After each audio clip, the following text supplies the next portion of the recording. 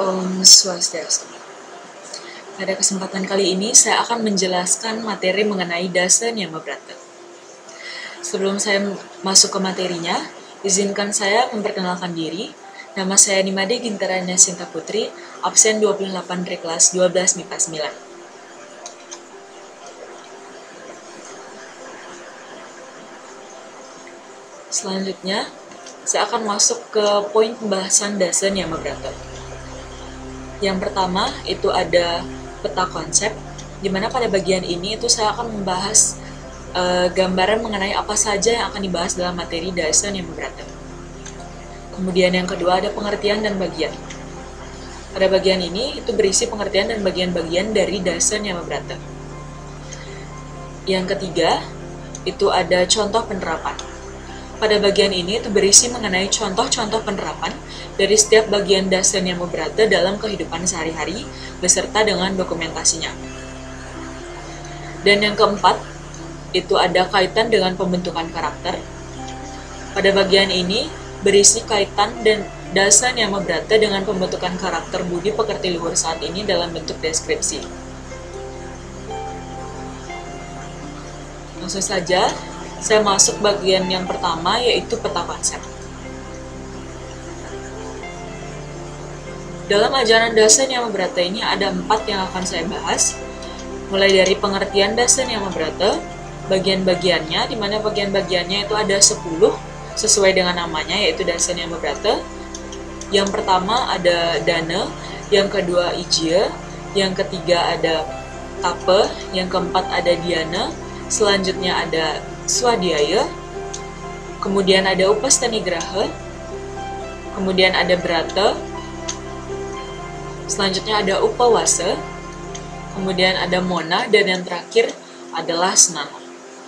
Setelah membahas bagian-bagiannya, saya akan membahas mengenai contoh penerapan dari Dasa Niyama Brata. Dan yang terakhir, saya akan membahas kaitan dengan pembentukan karakter. Selanjutnya, saya masuk ke bagian yang kedua, yaitu pengertian dan bagian-bagian dari Dasa Niyama Brata. Yang pertama, saya akan membahas pengertian Dasa Niyama Brata terlebih dahulu. Jadi, ajaran Dasa Niyama Brata itu berasal dari bahasa Sanskerta, yang terdiri dari Dasa yang artinya 10, dan Niyama Brata yang artinya pengendalian diri. Jadi, Dasa Niyama Brata ini merupakan 10 macam atau jenis pegangan bagi manusia yang hendak mencapai kesempurnaan batin melalui pengamatan hidup di dunia ini. Selanjutnya, saya akan membahas mengenai bagian Dasa Niyama Brata. Bagian yang pertama itu ada Dana. Dana merupakan pemberian makanan dan minuman. Yang kedua ada Ijya, merupakan pujaan kepada dewa, leluhur, dan sebagainya. Selanjutnya ada Tapa, merupakan pengekangan hawa nafsu jasmani. Selanjutnya ada Dhyana, merupakan merenung memuja Tuhan. Selanjutnya ada Swadhyaya, merupakan mempelajari Weda. Kemudian ada Upastanigraha, adalah pengekangan hawa nafsu kelamin. Selanjutnya ada Brata, yaitu taat akan sumpah. Upawasa, yaitu pengekangan hawa nafsu terhadap makanan. Dan selanjutnya ada Mona. Mona merupakan pengendalian kata-kata. Dan yang terakhir ada Snana, yaitu melakukan pemujaan dengan Trisandya. Kita masuk ke bagian yang ketiga, yaitu contoh penerapan dari Dasa Niyama Brata. Yang pertama ada Dana. Itu contoh penerapannya ada berbagi sandang, pangan, maupun obat-obatan kepada orang lain yang sedang terkena bencana alam. Yang kedua, setiap bulannya rutin menyisihkan uang saku untuk disumbangkan kepada anak panti yang membutuhkan.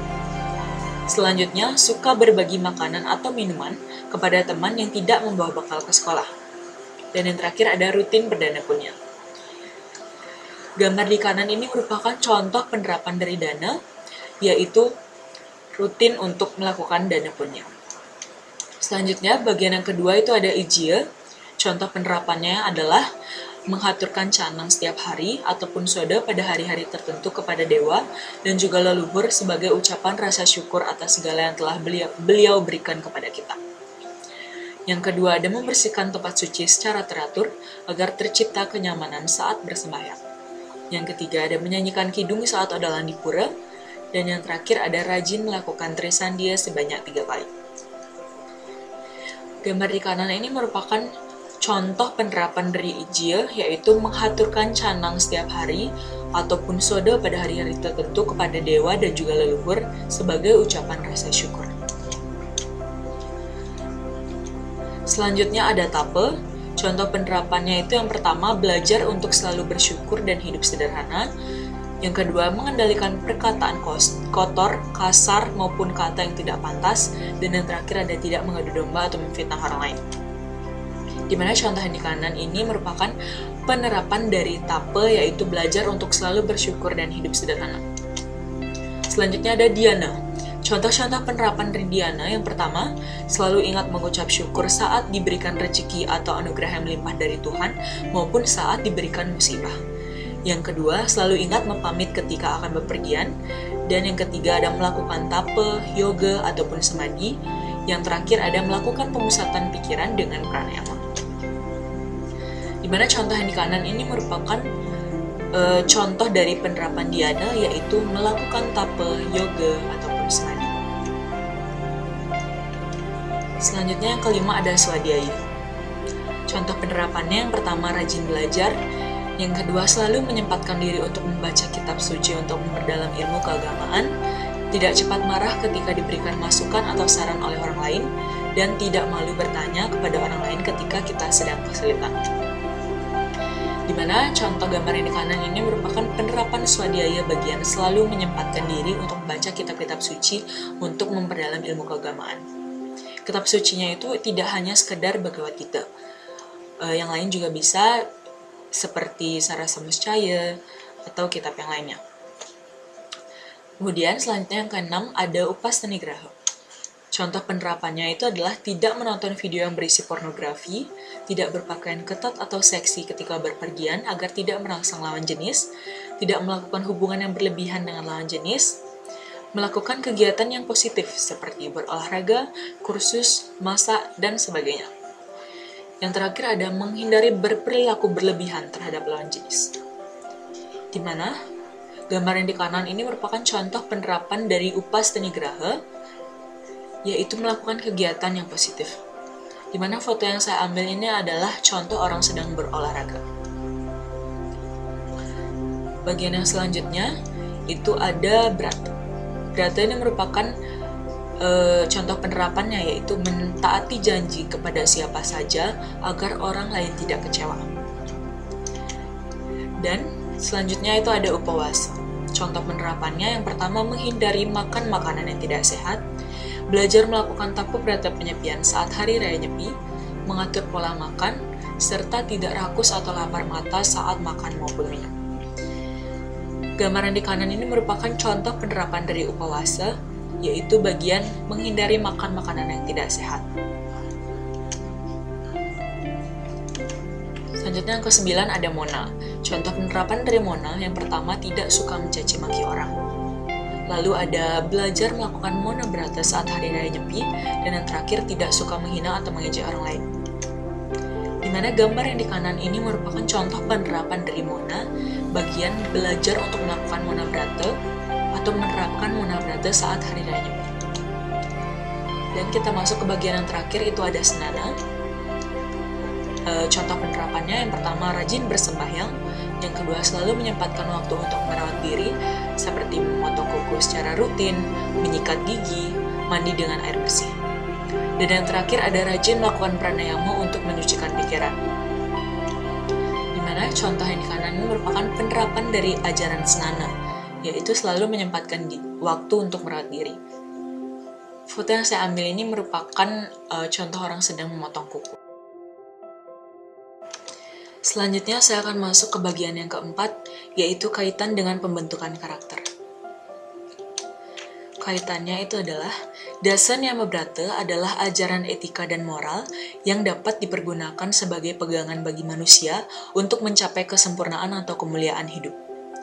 Penerapan ajaran ini dalam era global memiliki tujuan dan manfaat yang sangat berguna untuk mengendalikan pola pemikiran dan perilaku umat manusia dalam mewujudkan kehidupan yang sejahtera dan bahagia. Oleh sebab itu, ketika kita sudah menerapkan ajaran Dasan Yamabrata dengan baik, karakter yang luhur juga akan dengan mudah terbentuk. Selanjutnya, tujuan daripada ajaran Dasan Yamabrata itu adalah untuk mewujudkan kesempurnaan batin atau kebahagiaan abadi atau yang sering kita sebut dengan moksa, melalui pengamatan dan pengamalan hidup di dunia ini dengan melaksanakan dharma serta berkepribadian luhur. Manfaat dari ajaran Dasan Yamabrata itu adalah sebagai media pembelajaran, pendidikan, pendalaman, serta pengamalan ajaran agama Hindu dalam mewujudkan umat sederma yang berkepribadian luhur berlandaskan pelaksanaan dharma guna mencapai tingkat kebahagiaan batin yang kekal abadi atau moksa.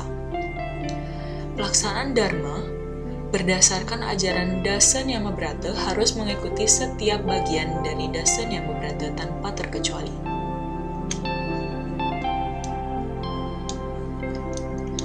Baik, sekian presentasi mengenai Dasan Yamabrata yang dapat saya sampaikan. Jika ada kesalahan kata, saya mohon maaf. Saya tutup dengan para pesanti. Om Santi Santi Santi.